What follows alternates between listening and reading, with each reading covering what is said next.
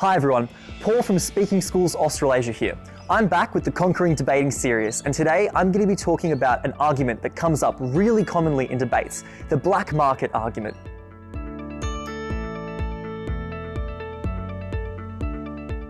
Now, before we start, let's ask ourselves, what is a market? You're probably thinking it's some place that you can go to buy and maybe even sell goods, kind of like a supermarket or a grocery store, and you'd be right.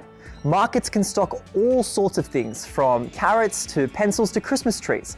Most of the time, these purchases are legal, and if they're not, like if someone cheats you, the government and the legal system can usually step in and right the wrong. But let's suppose for a second you wanted to buy or sell something that the government didn't want you to buy or sell, something like drugs or weapons.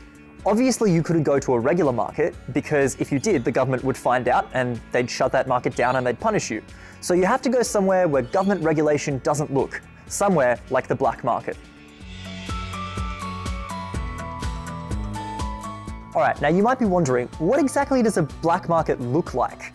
Now obviously it doesn't look like a regular supermarket, that would be too obvious. In the olden days, black markets was actually just like kind of one guy standing with a long coat hiding in the shadows of an alleyway, and sometimes they still do look like that. But nowadays, black markets are predominantly found online in a place called the dark web. To understand why black markets exist, let's imagine this for a second. Let's say that you love carrots. You have one every single day, they're the tastiest thing in the world, life would be absolutely worthless without them. And then, one day, the government decides that carrots are bad for you and bans them. Maybe they don't ban them, maybe they just tax them really heavily so the price goes up, but they're just much harder to get. Now, if they're illegal, regular supermarkets aren't selling them anymore, because if they are, governments would monitor them, they would shut them down if they were selling anything illegal, and you'd most likely be punished. So now, if you want to get carrots, you can't even go to your own backyard. You have to go to somewhere where the government won't look, and that's the black market. By now, you're probably thinking, alright, look, I've been online before, and buying some illegal carrots sounds amazing. Let's get on the dark web and let's go get some. But slow down, the black market is not a perfect marketplace, for two main reasons.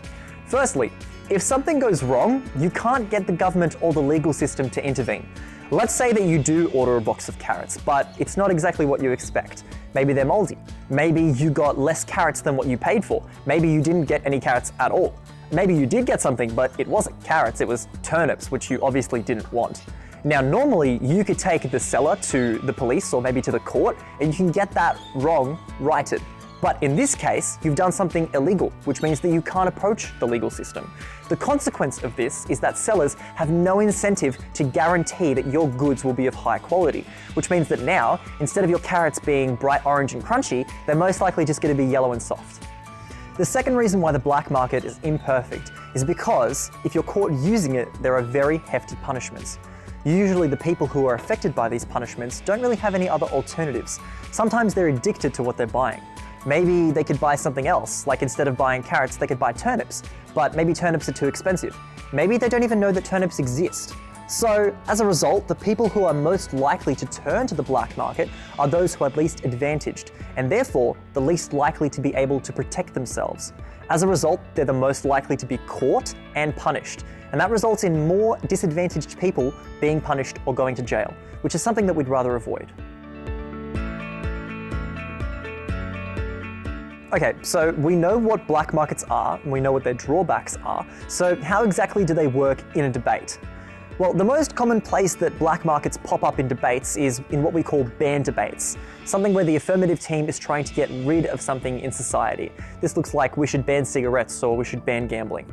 Now, the negative team can't argue that the affirmative team model can't happen, but they can say that there will be unintended consequences to banning something, most likely a black market. And they should also argue that this is worse than the status quo of the product existing legally.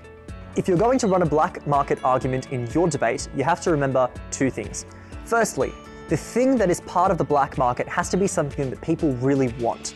It's going to be hard to establish a black market in a debate like we would ban school uniforms, because not everyone is rushing out of their homes to buy school ties, as opposed to something like carrots, which are usually very delicious and people want a lot of. Secondly, the product on the black market has to be something that is very easy to hide. In a debate like we would ban all cars, it's very difficult to do a black market because cars are really easy to spot. You travel to one place to another in a car, it's extremely easy to spot it on a road. It's very difficult to establish a black market for something like that, as opposed to, again, something like carrots, which you can just sort of put in your pocket if you need to. And that's how you run a black market argument. Next time, keep that in your back pocket for the ban debates and you'll be on your way to winning them in no time. That's all for this video. Please don't forget to like and subscribe, and I'll catch you in the next one.